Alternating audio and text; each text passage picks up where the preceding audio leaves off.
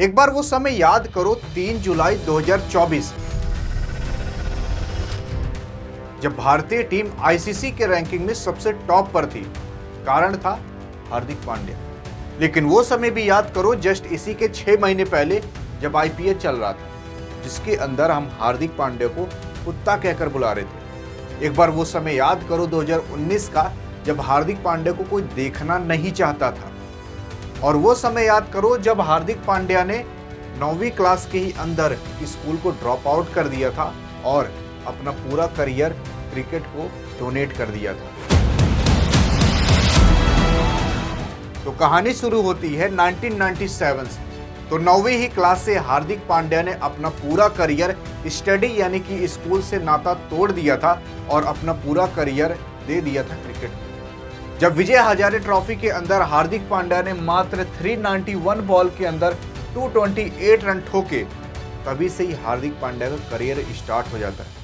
यहाँ पर हार्दिक पांड्या लगातार 8 घंटे बैटिंग करता है और कुछ इतने रन मारता है विजय हजारे ट्रॉफी के अंदर। लेकिन कुछ समय बीतता है, पता नहीं किसी कारणवश जो बड़ोदरा W17 की टीम थी, वहां से हार्दिक पांड्या को ड्रॉप कर दिया जाता है। लेकिन उसके बाद कुछ समय बीतता है जब हार्दिक पांड्या को 2015 के अंदर मुंबई इंडियंस की टीम मात्र 10 लाख के अंदर अपने टीम में ले लेती है। वहां पर हार्दिक पांड्या आते हैं, 8 गेंद के अंदर 16 रन मारते हैं और कुछ करियर इनका ऐसे ही चलना चालू हो जाता है। लेकिन उससे भी बड़ा सवाल तो ये उठता है जब 2016 के अंदर हार्दिक पांड्या का डेब्यू हुआ था न्यूजीलैंड के मैच के खिलाफ, वो भी ओडीआई मैच में भारतीय टीम के अंदर। वहां पर हार्दिक पांड्या आते हैं और अपनी लाइफ को 360 डिग्री ही मोड़ देते हैं। वहां पर हार्दिक पांड्या पहले ही मैच के अंदर 3 विकेट लेकर मैन ऑफ द मैच बन जाते हैं। लेकिन कहते हैं ना कि अगर किसी का अप ट्रेंड आया है तो उसका डाउन ट्रेंड भी आएगा। हार्दिक पांड्या का डाउनफॉल चालू होता है 2018 से। 2018 में भी सब कुछ सही ही बीत रहा था। एशिया कप चालू होता है, जिसके अंदर भारत पाकिस्तान के खिलाफ कुछ मैचेस खेलता है। उसके अंदर हार्दिक पांड्या अच्छा परफॉर्मेंस कर रहे थे, लेकिन पता नहीं क्या हो जाता है कि हार्दिक पांड्या को एक ही बैक इंजरी हो जाती है। इंजरी ऐसी कि हार्दिक पांड्या खुद अपने पैर से बाउंड्री के बाहर तक नहीं जा पाया। हार्दिक पांड्या के लिए स्ट्रेचर मंगाया गया था और उस स्ट्रेचर पे हार्दिक पांड्या को बांध कर ले जाया गया और डॉक्टर के पास जब ले जाया गया तो डॉक्टर ने खुद कह दिया कि ये इंजरी काफी गंभीर इंजरी है और इस इंजरी के चलते हार्दिक पांड्या मैच नहीं खेल पाएंगे, जिसके कारण उस समय हार्दिक पांड्या ने काफी सारे मैचेस मिस कर दिए थे केवल इस इंजरी के चलते।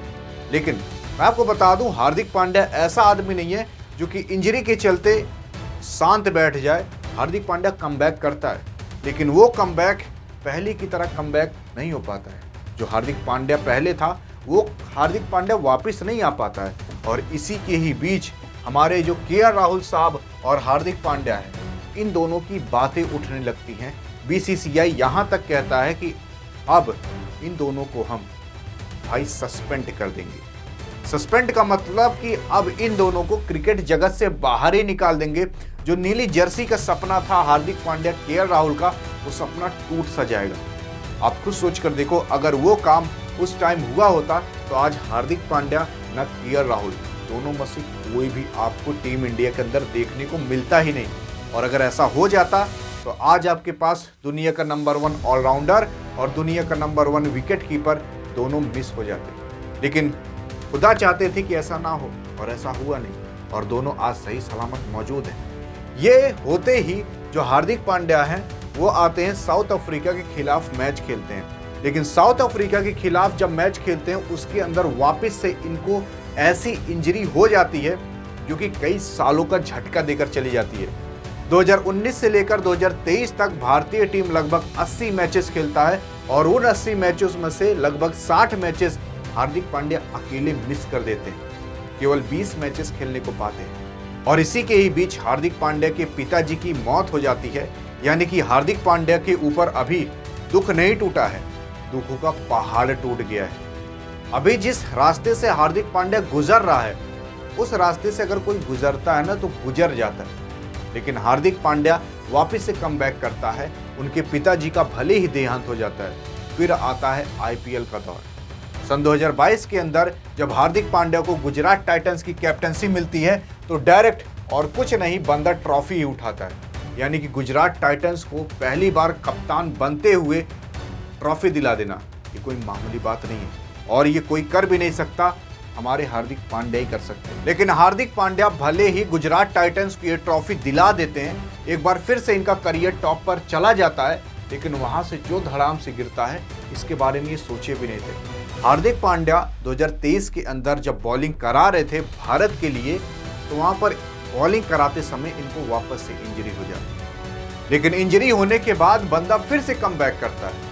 2024 के अंदर जब T20 वर्ल्ड कप आ रहा था, सबको याद होगा कि भाई यहां पर साउथ अफ्रीका ये मैच हार ही नहीं सकती थी। 30 बॉल पर 30 रन चाहिए थे। हेनरी क्लासन, डेविड मिलर जैसे खिलाड़ी बचे हुए थे।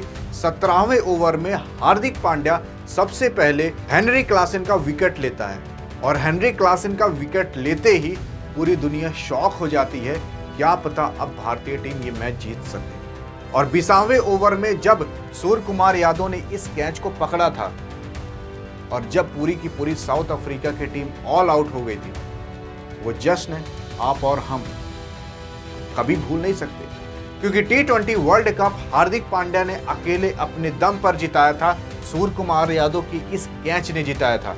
क्योंकि हार्दिक पांड्या का जो वो डाउनफॉल वापस 2023 में आया था, लेकिन 2024 में जो उसने अप ट्रेंड वापस से पकड़ा, ऐसा कोई जल्दी कर नहीं पाता है। इतना डाउनफॉल, इतना अप, इतना डाउन, इतना अप, ये किसी और के लाइफ में इतना नहीं आया कि एक साल इंजर्ड होकर बैठना तो अगले ही साल कमबैक कर देना। यह हार्दिक पांड्या के अलावा और कोई कर नहीं सकता। आपको बता दूं, अभी जल्द में जब हमारे हार्दिक पांड्या का डाउनफॉल आया था, एमआई के अंदर हमारे हार्दिक पांड्या कप्तान चल रहे थे और उसके अंदर सभी लोग, यहाँ तक कि आप और हम सब इनको छपरी कहकर और सब इनको ट्रोल कर रहे थे कि भाई ये बंदा कुछ नहीं कर सकता। एमआई को पूरी तरीके से बर्बाद कर दिया था। लेकिन उसी टाइम और कोई नहीं, इन्हीं की वाइफ ने इनको छोड़ दिया था। मतलब जब इनकी वाइफ को ही इनके ऊपर विश्वास नहीं था, जिसकी वजह से इनकी वाइफ ने इनको उस समय छोड़ दिया था, तो हम लोग किस खेत की मूली। हम तो फैन ठहरे, ये तो पत्नी ठहरी।